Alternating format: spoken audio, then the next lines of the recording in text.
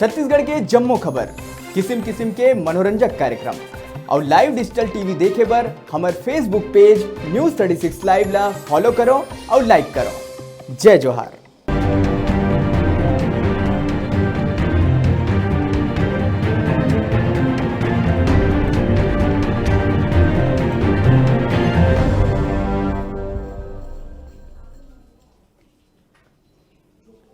Break के बाद स्वागत है आप मन के खबर 36 में। मैं हूं आप मन की संगेश्वरी।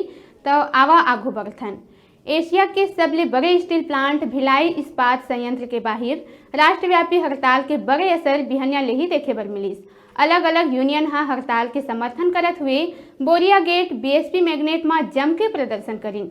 सुरक्षा के लिहाज ले यूनियन के प्रदर्शन के दौरान कोनो अप्रिय स्थिति ले निपटे बर जगह जगह सीआईएसएफ और पुलिस के जवान मन तैनात रहीं। इखर प्रमुख मांग में वेतन समझौता तत्काल शुरू करना, नवा पेंशन स्कीम ला बंद कर पुराना स्कीम ला लागू करना, समस्त शासकीय और लोक सेवा क्षेत्र में आउटसोर्सिंग बंद कर पर्याप्त भर्ती करना, न्यूनतम मजदूरी 21,000 प्रति माह देहे जाना, सबो ला न्यूनतम पेंशन 10,000 प्रति माह देहे जाना शामिल है। इखर कहना है कि अगर केंद्र सरकार एखर बाद भी नहीं झुकी ता ये आंदोलन और उग्र होही।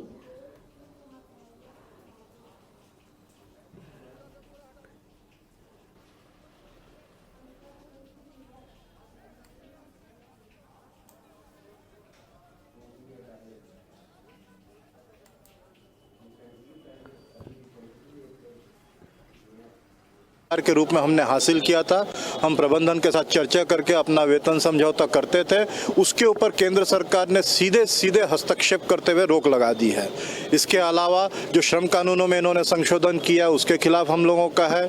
श्रम कानूनों में संशोधन करके इन्होंने पूरे हमारे श्रम अधिकार छीन रहे हैं।